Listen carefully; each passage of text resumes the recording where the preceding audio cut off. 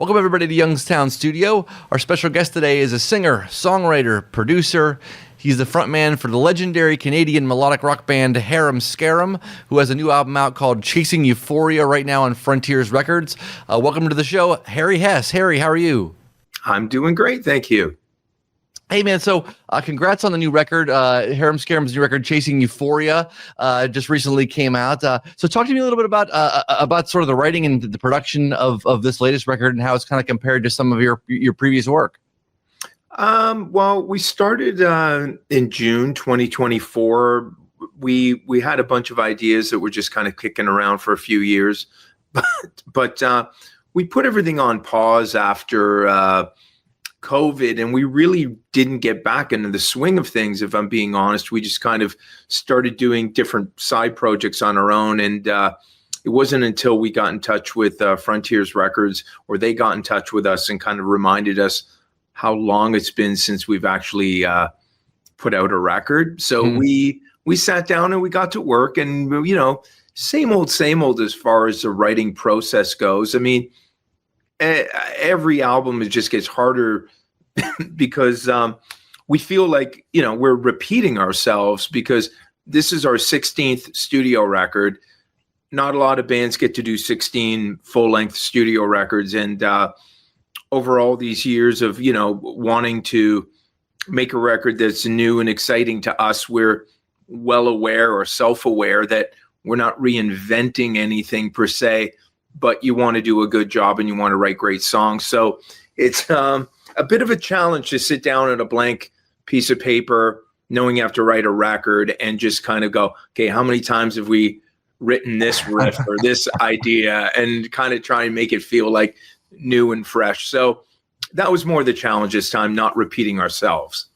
Yeah, that was you literally answered my next question, or alluded to that was, for as long as you guys have been around. I mean, the last, like you guys came on my radar. Like, I knew a little bit of Mood Swings, but then it didn't until like a front. I think the United record you guys did for Frontiers was the first one I really got and kind of delved into.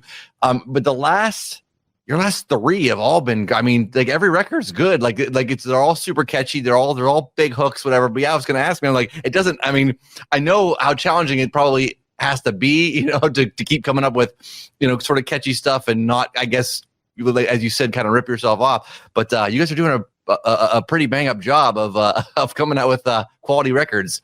Well, thank you. Sorry, I've got a bit of a cough still from our last tour, the beating that I did 10 shows in a row. So I'm still recovering from that. But yeah, that's really it at this point. We know what we want to do and how to do it. So the recording part of it's just kind of turned into a paint by numbers kind of thing, if I'm being honest, because we spent our lives kind of figuring out how to record and make records. And the most challenging bit, again, is the songwriting bit. Not that it was ever easy, but, when you're working on, let's say, record number 3, and you haven't kind of gone in many different directions, it just allows you a little bit more freedom when you haven't done so many pieces of work before, because you can say, well, let's add in this flavor, let's add in that flavor, let's go in this direction, let's see what it sounds like if we push the boundaries here. And we've kind of tried all of that. And to come back to probably when you jumped on the United record, or the one before that, 13, I would say at that point when we were doing 13, we decided that we were going to kind of stick to a little bit of a formula with regards to how we were approaching making records. And that was, to your point, make the choruses singable, make them easy to digest, have a cool riff, make it sound like a big rock record, try to make it sound larger than life. And that's kind of always been our approach, but we took a lot of left turns along the way. Is there anything out there, I'm sure a lot of the classic AOR bands were influences on you guys and stuff, but I mean, is there anything kind of as time has progressed that, or any other artists that have really kind of stood out to you as kind of influential, or anybody that's sort of not necessarily shaped your sound, but kind of inspired you? You know what? They're honestly the same ones that were kind of around in the beginning, because, when we were starting, I think this is true of anybody. When, you're, let's say 13, 14, 15, 16, like we were, when we were started to play in bands, that was like the, early to mid 80s for us. And you can't help but be informed or influenced by, what's going on around you at that time. And at that time, Def Leppard came out with, Pyromania, and the rock scene was very vibrant. And I guess you could argue that the music that we're still kind of doing today was at the forefront of the, radio and the music industry in general. So, you could say that we were kind of just doing pop music at the time, because that literally what was popular. So whether it was Def Leppard or Whitesnake or Van Halen, or even going back to the 70s, Boston, Queen, those were my influences, like Boston and Queen, Def Leppard, anything that had a huge production, big backing vocals. That's kind of what I was trying to do at the time, and honestly still trying to do it.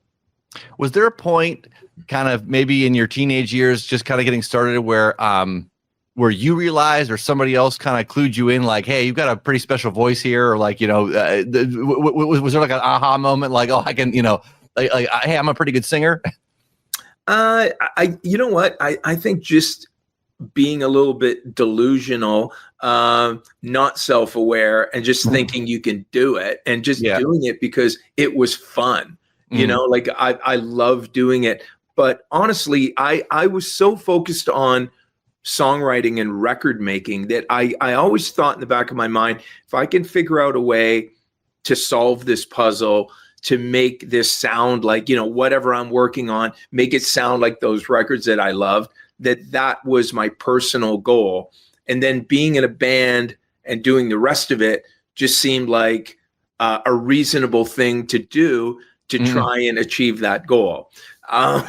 Even to the point where, before I started Harem Scarem, I was in a band that made a record when I was 15 years old. That kind of came and went. And then I was really focused on songwriting and record production. And that was really my main goal. So I kind of came in kind of like the publishing route, where I was hooking up with way older, way more successful songwriters at that time. But what that did for me when I was like 16, 17, 18, it got me in a room with what were veterans at that point, like 30-year-olds, 40-year-olds that have written hit songs before. And nothing can elevate your game quicker than working with people that have done it before, whether it's a producer, engineer, mixer, songwriter. So I was lucky enough to get in a room with people that had been there before, done it, and, had gotten to the promised land way before me. And then, we got our major label record deal when I was 19. And, so then you've got a recording budget, you've got an infrastructure, and you can really, dig in deep and get into the weeds about, how to get this done and move forward. And we took full advantage of our situation.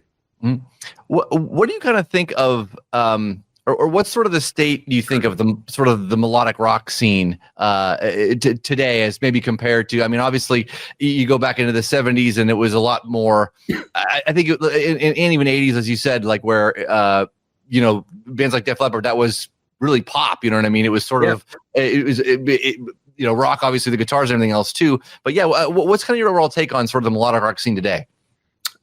Well, I mean, again, same problems with it that I would attribute to the same problems that we have making a new rock record in 2025, is that you really have to sit down and say to yourself, like, okay, what are we bringing to the table here? Like, what can we offer anybody that they haven't heard a million times before?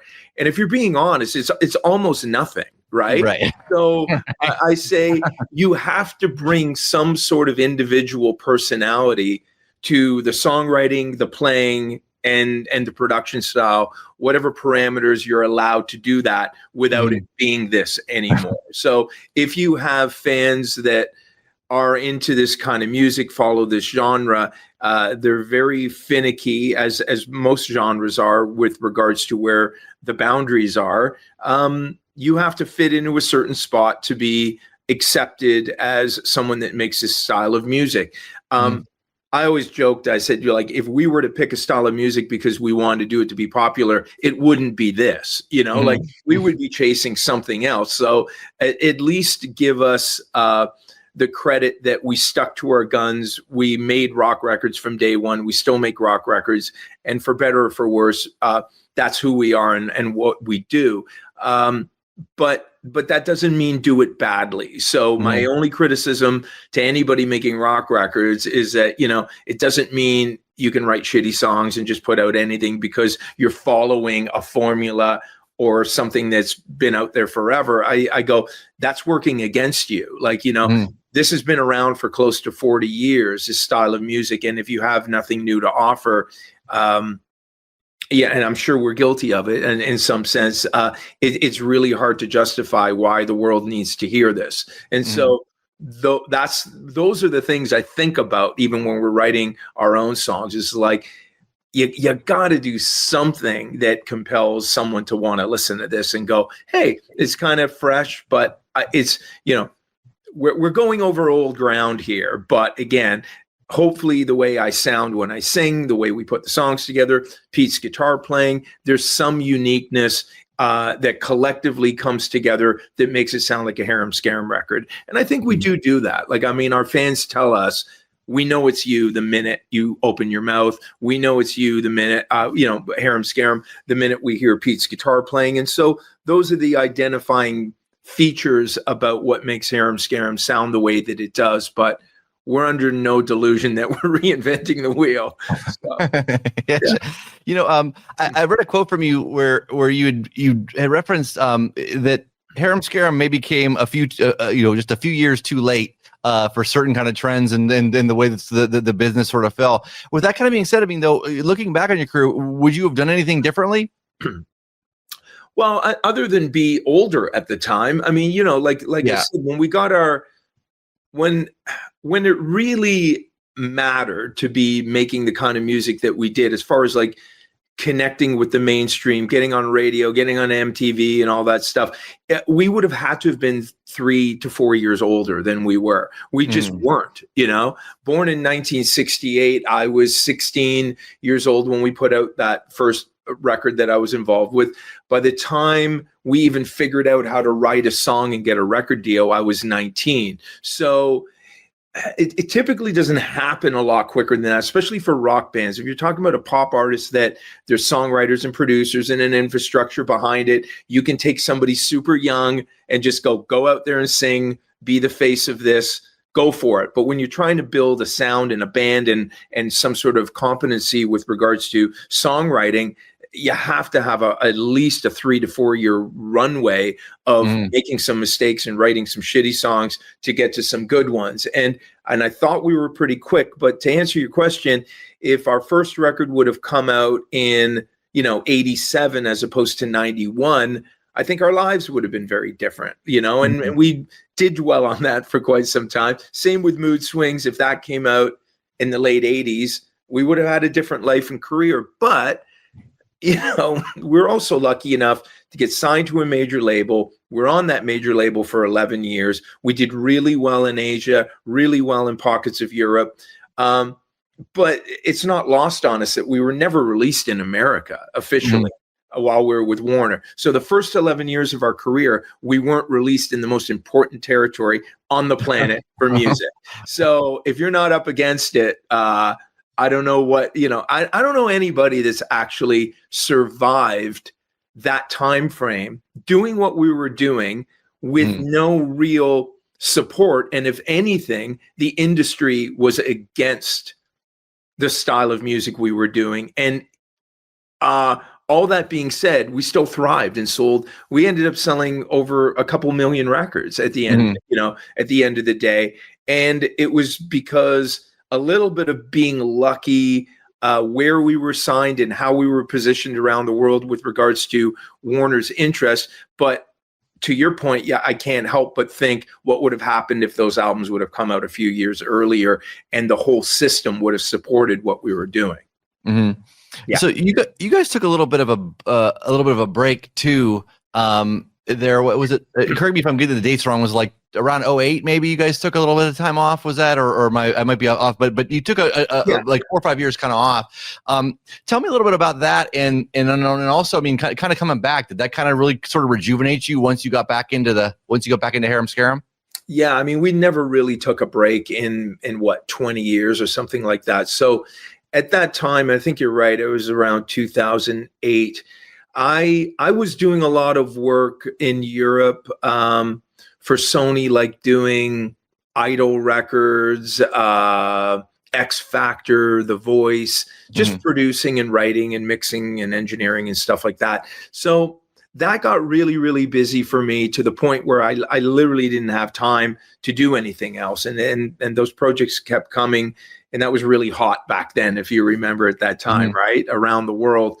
And so us not ever taking a break, and kind of like what we were talking about before, feeling like we've kind of done everything that we're going to do. You know, if anything happens after this, we are repeating ourselves. There's no doubt about that. But when we got away from it and we took that break, got a call from a promoter that wanted us to come to the UK and do a festival, and said, hey, it's the 20-year anniversary of your Mood Swings record. How about coming, doing our festival and playing the whole record as part of your set? And we're like, oh, okay, well, that would be cool. Let's celebrate this 20-year anniversary. And so we got back together to do that. And then it turned into a whole European tour. I think we did 18 countries or something like that in Europe at that time. And then while we were out there, you know, meeting the fans and just feeling the love, basically, from all these people that have been with us since day one. They, you know, they cornered us before or after a show or whatever. And, you know, just kind of told us, like, you know, what the band meant to them. And you can't help but leave from that situation and be inspired. And we came back and we wrote that 13 album. And when we did, we did make a concerted effort at that point. We go, hey, you know what? These guys have been on board since day one for a certain reason. They like this about what we do. Let's give them that. And since then, we've just, it's been easier, because, you know, when you do have a script and you know what you're going to do, it eliminates all the doubt and the, well, what if we did a song that sounded like this? Or what if we sounded like that? There is none of that. We're just going to sound like us. And that's that. So you're right. I mean, coming back, first of all, taking the break was great. And I think you have to get away from something long enough to kind of even miss it, let alone figure out what was good about it. And then when you get back to it, if you have any sense at all, you can move forward with the best parts of what it was, as opposed to just continually making the same mistakes over and over again. So we found our niche, and that's what we've been doing. Yeah, it's sort of the old adage, you know, how can we miss you if you don't go away? You know, it's kind of that sort of. Actually, we have a song that's on Way to the World. If you never go away, how can I miss you? Something like that. If you want to check that out. So I want to ask you about a couple songs specifically off of the new record, and kind of, if you would, just give me a little bit of backstory, kind of how they came together. But the first one, let's start with the title track, "Chasing Euphoria." Kind of how that one sort of come about. Yeah, that idea was floating around for a few years, actually. I was in the mode, and have been for quite some time, but just writing chorus ideas, because, you know, as a songwriter, you could start with a cool riff or a cool groove or whatever, and build on that. Then you get to the most important part of the song, and you've got no ideas, you know? Yeah. Now you're trying to put the square peg in the round hole. And that's one way of songwriting. And we've done that. And we've been lucky sometimes of, you know, being able to get to a chorus that works and the whole thing comes together. But nothing is easier than if you start with a great chorus idea. So that one kind of started as a chorus idea, and then we built the song around it, basically. Pete had some really cool guitar riff ideas, and it just kind of all worked with the tempos that we were working on for that chorus idea. So that one, yeah, or organically, and you're going to hear the same answer as far as like how these songs came together. I think they all started with chorus ideas this time that we built songs around. The next one I want to touch on, another super catchy track off the latest record, "Reliving History." I assume that also started with a big the chorus idea and kind of went from there. Yeah, yeah. That one again, like, that was just kind of like sitting down at the piano. They're very simple chord changes and stuff like that, as most of them are. Just trying to find, melodies and lyrics that kind of, give you some sort of a sense of like, hey, this could all add up to something that makes some sense, and then filling in the holes afterwards. So that one started with just a melodic piano idea that eventually turned into that song. Nice. Sort of lyrically, what are there any sort of themes you kind of find yourself going back to, as far as lyrics go? Well, I mean, that one in particular, Reliving History, is just,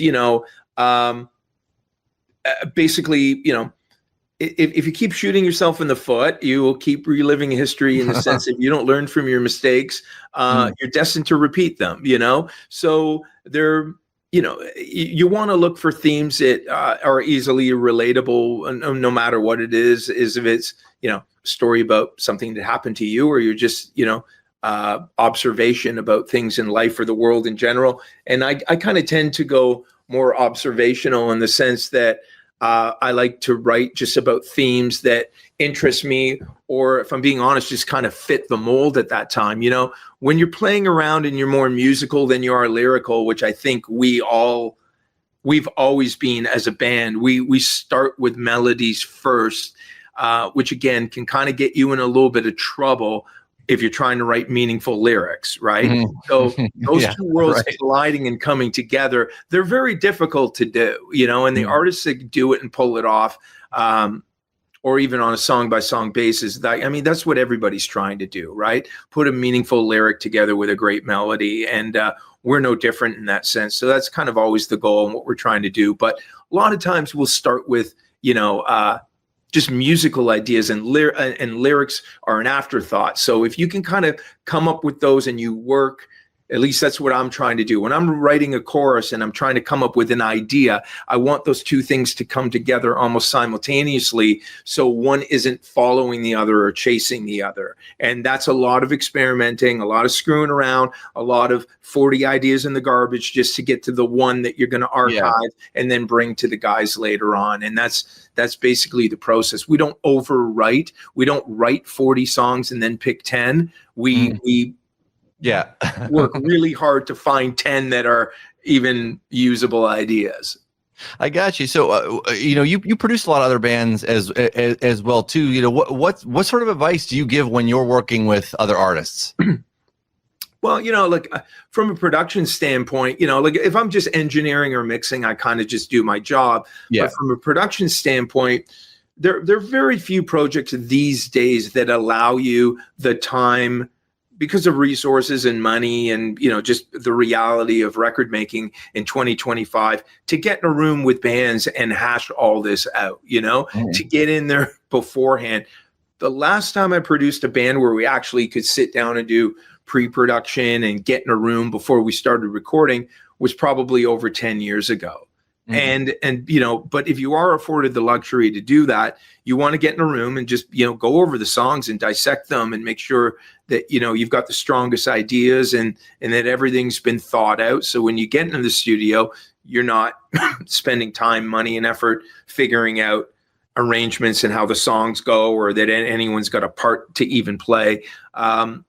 So, two sides to the coin now, because nothing's really a demo. You just start with an idea, and that can be the finished record in the end. And you can almost do anything at any time and pivot or just change the chorus or whatever, So once you're locked into a structure of a song, even having the drums down, I mean, we've redone everything, even after we've had drums in there, just to say, hey, we're going to change the key, or we're going to change this whole section. That's easy enough to do now. So production is like, it's so different from what it used to be, like now it's just an all-encompassing, overarching, watchful eye to get it to the finish line and get it out the door. Where before, I think you really got into the weeds earlier and started dissecting the songs and the arrangements beforehand. But, a lot of bands are just, they're self-contained in the sense that they write their songs, they want to write their songs, and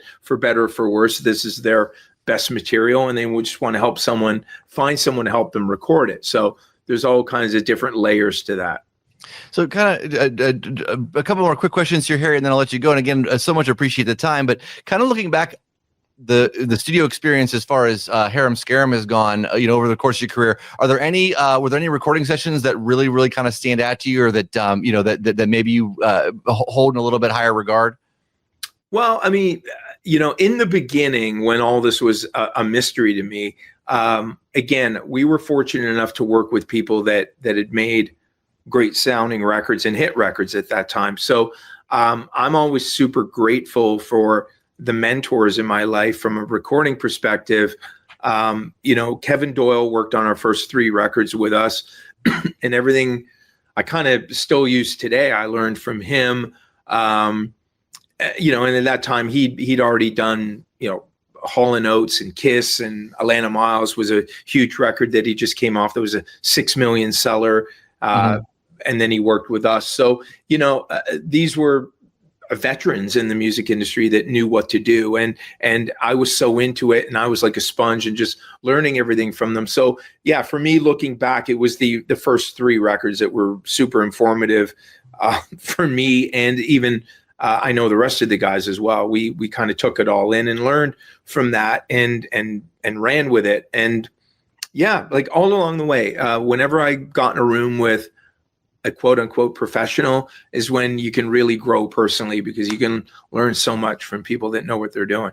Kind of looking ahead for the rest of this year. I know you just came off of a run of European dates, but yeah, I mean, more touring in the works for the rest of this year. I mean, any chance of any kind of American dates sprinkled in there as well too? Well, as far as yeah, we're figuring out schedules. The guys, everybody's got a really demanding individual schedule, and to put it all together is the most challenging thing, but we're doing that now and having those chats. So there's nothing on the books as of now, but there will be before the end of the year for sure.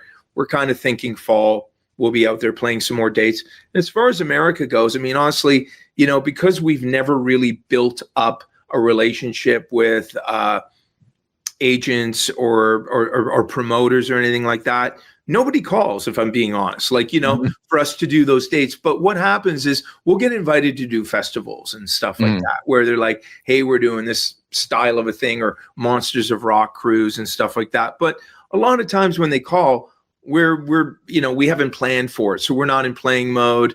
We're a bit of a weird band like that, where we're only a band when we're actually together being a band. Other than that, we're all 4 individuals doing individual things that have nothing to do with each other. So we really have to make a concerted effort to carve out time to call that Harem Scarem touring time or recording time or whatever. And so, yeah, we don't play as much as most bands do because of that.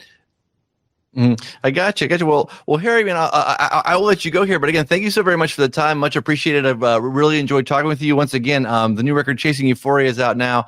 An absolute pleasure talking with you, brother. And yeah, man, hopefully we'll see you down the road here soon. Thank you. And yeah, we'll chat next time we put something out. And always happy to jump in and do a little talk.